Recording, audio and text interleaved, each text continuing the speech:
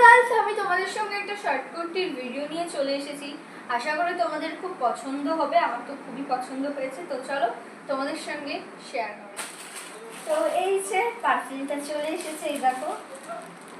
তো চলো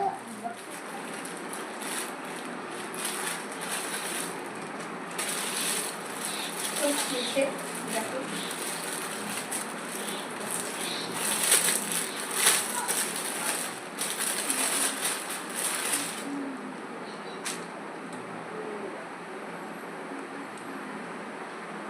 এই যে পিছনে দড়িওয়ালা।